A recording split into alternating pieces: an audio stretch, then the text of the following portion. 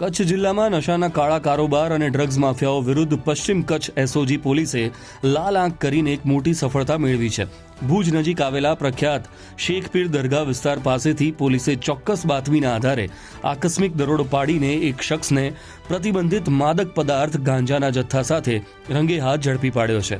પોલીસે આ સફળ ઓપરેશન દરમિયાન મયુર ગુસાઈ નામના 22 વર્ષીય સ્થાનિક યુવકની સત્તાવાર ધરપકડ કરી લીધી છે.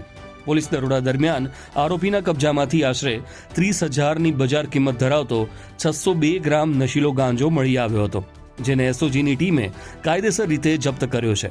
પકડાયેલા આરોપી મયુર ગુસાઈ વિરુદ્ધ નાર્કોટિક્સ વિભાગના કડક નિયમો અનુસાર પદ્ધર પોલીસ સ્ટેશનમાં NDPS એક્ટ હેઠળ ગુનો નોંધીને જેલ હવાલે કરવામાં આવ્યો છે. પદ્ધર પોલીસે ગુનાની ગંભીરતાને જોતા આ નશીલો પદાર્થ ક્યાંથી લવાયો હતો અને કચ્છમાં કોને સપ્લાય કરવાનો હતો તે દિશામાં વધુ તપાસના ચક્રો ગતિમાન કર્યા છે.